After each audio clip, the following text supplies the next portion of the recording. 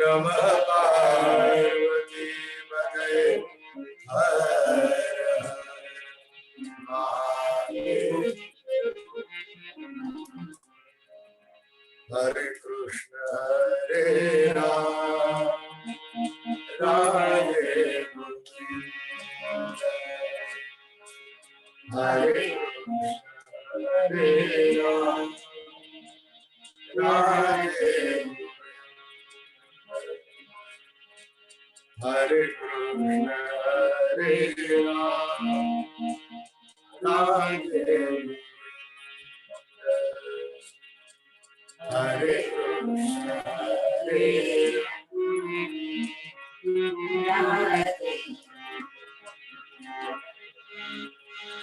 हरे कृष्ण हरे राम राम गोविंद हरे कृष्ण हरे राम राम गोविंद हरे कृष्ण हरे राम राम गोविंद हरे कृष्ण हरे राम राम गोविंद हरे कृष्ण हरे राम राम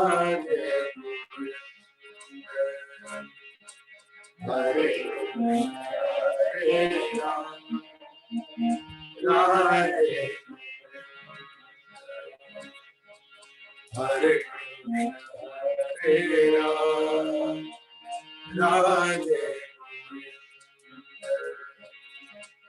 हरे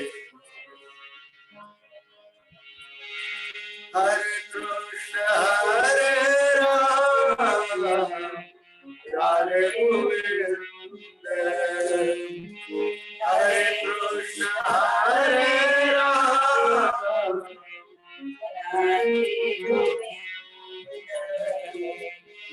हरे कृष्ण हरे राम राधे गोविंद हरे कृष्ण हरे राम राधे गोविंद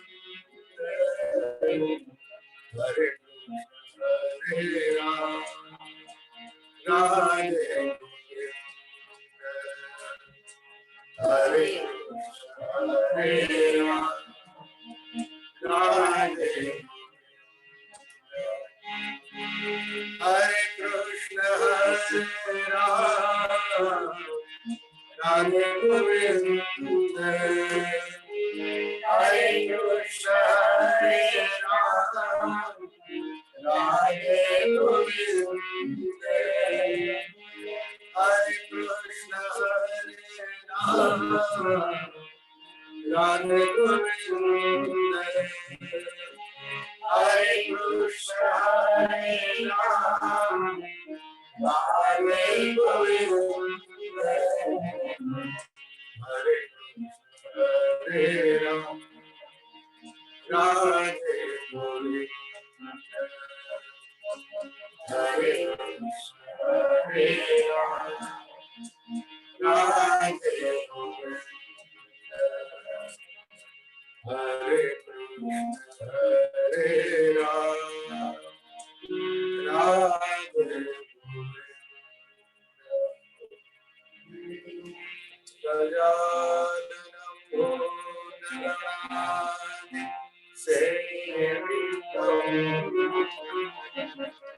कपिध्वजं फलचारुभक्षणम् उमासुतं शोकविनाशकारकम्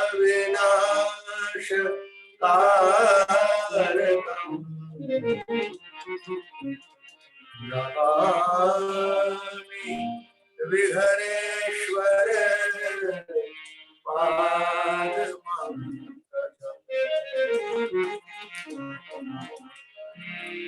नमो स्मरन्ताय सहस्रमूर्तये सहस्रपादा शिशिरोमारे सहस्रनाम्ने पुरुषाय शाश्वते सहस्रकोटि युगधारिणे गुरुर्ब्रह्मा गुरुर्विष्णु गुरुर्देवो महेश्वरः गुरुः साक्षात् परब्रह्म तस्मै श्री गुरवे नमः।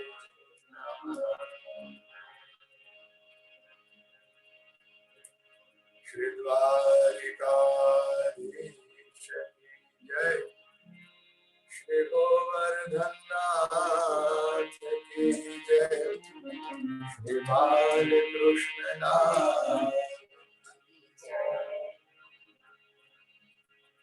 करारविंदे नपदारविंदम मुखारविंदे विनिवेशयन्तम् वक्रस्पत्र समुदेशयानम् आलं मुकुन्दं मनसा स्मरामि। श्री कृष्ण गोविंद हरे मुरारे, हे नाथ नारायण वासुदेव, जिह्वे पिबस्वा मृतमे तदेव, गोविंद नामो धर्मः। श्री बालकृष्णनाथ जय, श्री गोवर्धननाथ की जय।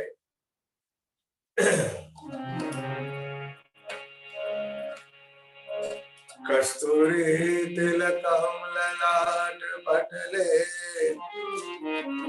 वक्षस्थले कौस्तुभम् नासाग्रे परमान्तिकं करतले वेणुकरे कंकणम् सर्वांगे हरिचंदनं सुललितं कंठे च मुक्तावली धूमस्त्री परिवेष्टितो विजयते गोपाल चूड़ामणि।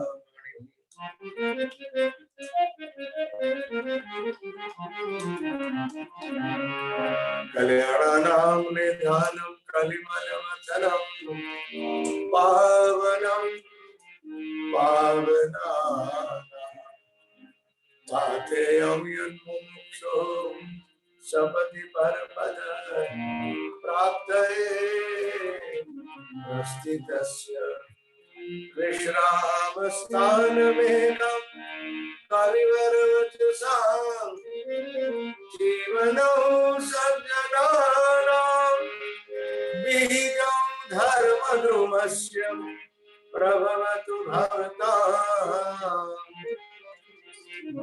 भूतये राम नाम। बोलिए द्वारिकाधीश की जय, श्री पुरुषोत्तम भगवान की जय, सद्गुरु भगवान की जय। ओम नमः पार्वती पतये हर हर महादेव हर। आइए अब शांत और एकाग्र चित्त से भगवत कथा रसामृत का पान करें। अधिक पुरुषोत्तम मास के इन पावन दिनों में सत्संग कथा श्रवण करने का जो सुअवसर हमें प्राप्त हुआ है उसे सार्थक करने का प्रयास करें। जैसे कि आप जानते हो, हम प्रथम अधिक पुरुषोत्तम मास के महात्म की कथा सुनेंगे। कल तक हमने 19 अध्याय की कथा सुनी है, आज सुनेंगे 20वें अध्याय की कथा। इस कथा का आरंभ करूं उसके पूर्व एक सूचना आप सबको देने की इच्छा हो रही है। अब 2 अध्याय में अधिक पुरुषोत्तम मास में भगवान श्री पुरुषोत्तम परमात्मा का पूजन कैसे किया जाए उसकी चर्चा आएगी। उसके पश्चात कौन से नियम लेने चाहिए उसकी चर्चा आएगी। तो ये सब सुनने का बड़ा भारी महात्म्य है। वैसे पूजा करनी ही चाहिए, इसमें कोई संदेह नहीं। और पूजा के पश्चात विष्णु सहस्त्र नाम स्तोत्र के मंत्र से भगवान विष्णु के ऊपर तुलसी पत्र चढ़ाते हुए भगवान का अर्चन करना चाहिए। किंतु हमारे शास्त्रों में कई प्रकार के पूजा के क्रम दिए हुए हैं। भावोपचार, पंचोपचार, षोडशोपचार, राजोपचार, अन्योपचार। किंतु ये भी कहा गया है कि पूजा में मानसी पूजा सर्वोपरि है, सर्वश्रेष्ठ है। इसलिए आज और कल 2 दिनों में जो पूजा का क्रम आएगा उसके संदर्भ में मेरी आप सबसे प्रार्थना है कि आप कथा सुनते सुनते मानसिक पूजा का लाभ भी ले, यदि संभव हो तो। आसन पे स्थिर बैठ जाइए और स्थिर बैठकर आंखें बंद करके यहां से जो कुछ कहा जाए वो सुनते सुनते भगवान अधिक पुरुषोत्तम मास के दौरान जो पूजा का क्रम है उस पूजा क्रम को हम मानसिक पूजा के माध्यम से संपन्न करने का प्रयास करें। 20वें अध्याय की कथा का आरंभ करता हूं। भगवान शुद्ध पुराणी जी शौनक आदि ऋषियों से नैमिषारण्य में कथा सुना रहे हैं। विशाला क्षेत्रिया ने बद्रीनाथ धाम में भगवान नारायण ऋषि नारद को कथा सुना रहे हैं। वही कथा जो रणधनवा महाराज को भगवान वाल्मीकि ऋषि सुना रहे, वह कथा सुने। कल राजा रणधनवा ने भगवान वाल्मीकि ऋषि से कुछ और प्रश्न पूछा। वो प्रश्न क्या है उसकी चर्चा हम आरंभ करने जा रहे हैं। सूत उवाच नारायण मुखात् श्रुत्वा प्राक्तनं दृढधन्वनः नाति तृप्तमना विप्रा नारद पृष्ठवान् मुनिम्। नारद उवाच किमुवाच महाराजो वाल्मीकिं मुनिसत्तमाम् तन्मे वद विनीताय तपोधन सुविस्तरम्। नारायण उवाच शृणु नारद वक्ष्यम्यहम् यदुक्तं दृढध्वन्वना अनुनीय महाप्राज्ञम् वाल्मीकिं मुनिसत्तमम्। शुद्ध जी ने कहा कि उसके पश्चात नारद जी ने कहा कि हे नारायण मुनि, अब आगे क्या चर्चा आती है आप मुझे सुनाइए। तो भगवान नारायण ऋषि बोले कि हे नारद, रणधनवा राजा ने भगवान वाल्मीकि ऋषि से प्रश्न पूछा कि महाराज, मैंने सुदेव ब्राह्मण के रूप में तो अधिक पुरुषोत्तम मास की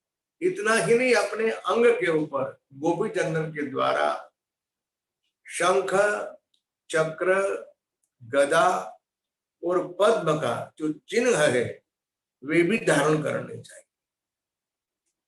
जिस किसी व्यक्ति के अंग के ऊपर ये शंख, चक्र, गदा, पद्म का चिन्ह होता है उसके पास यमदूत आते नहीं, क्योंकि ऐसे व्यक्ति को नारायण के रूप में देखा जाता है। ये भाव से ऐसे व्यक्ति की वंदना करनी चाहिए। तिलक के पश्चात प्राणायाम के बाद संध्या करनी चाहिए, गायत्री का जप करना चाहिए या अपने इष्ट देव का जप करना चाहिए।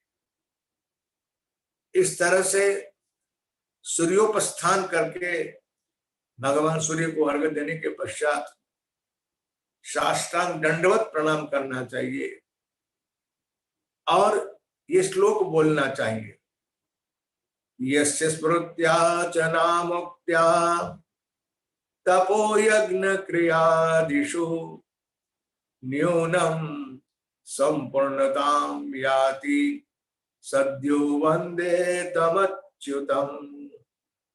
जिसके नाम के उच्चार मात्र से तप, यज्ञ, संध्या वंदन आदि सारी क्रियाएं या दान आदि क्रिया में यदि कोई अपूर्णता रह गई हो तो वह पूर्ण होता है। अच्युत भगवान के नाम का उच्चार करके अच्युत भगवान को मैं प्रणाम करता हूं, वंदन करता हूं। इस तरह से ब्राह्मण को संध्या आदि वंदन करना चाहिए। इसके पश्चात अब आगे का जो क्रम पूजा का है, मैंने आपसे पहले कह दिया, सावधान किया कि आप सब आंखें बंद करके, आंखें बंद करके मानसी पूजा के क्रम में सम्मिलित हो, बात सुनते भी जाइए। पुरुषोत्तम मास के महात्मा की जो कथा नारद पुराण में आ रही है उस कथा को भी सुनिए। इस कथा में आज का जो पूजा का क्रम है उस पूजा के क्रम को सुनते सुनते आप सब मानसी पूजा कीजिए।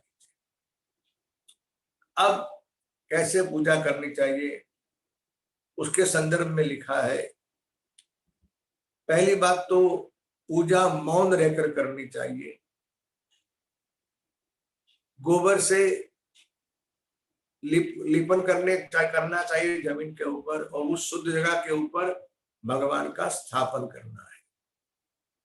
पीला या श्वेत वस्त्र बिछाकर उसके ऊपर चावल का बनाना चाहिए अष्टदल, जैसे कमल की पापड़ियां होती है ना, इस तरह से धान्य को बिछाना चाहिए, उसका आकार बनाना चाहिए। फिर उसके बीच में संभव हो तो, देखिए मानसिक पूजा में संभव है, यहाँ कथा में लिखा है सोने का या चांदी का या तांबे पीतल का, किसी भी धातु का या मिट्टी का घड़ा या कलश की स्थापना करनी चाहिए। अब उस कलश को स्पर्श करके जो मंत्र बोलना है, मैं मंत्र यहां से बोल रहा हूं, आप मानसिक पूजा में सुनिए और सोने के कलश को स्पर्श करते हुए कलशस्य मुखे विष्णु कंठे रुद्र समाश्रितः मूले तत्र स्थितो ब्रह्मा मध्ये मातृगणा स्मृता कुक्षौ तु सागरा सर्वे सप्तद्वीपा वसुंधरा ऋग्वेदोऽथ यजुर्वेदः सामवेदो अथर्वणः अंगेश्च सहिताः सर्वे कलशं तु समाश्रिताः एवं संस्थाप्य कलशं तत्र तीर्थानि योजयेत् गंगा गोदावरी चैव कावेरी च सरस्वती आयान्तु मम शांत्यर्थम दुरितक्षय कारका, यानी गंगा यमुना गोदावरी आदि तीर्थों का आवाहन करना चाहिए और सम्मंत्रक उस कलश की पूजा करनी है।